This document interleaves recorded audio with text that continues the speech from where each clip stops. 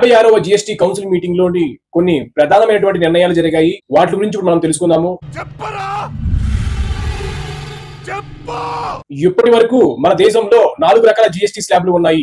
5%, 12%, 18%, 28%.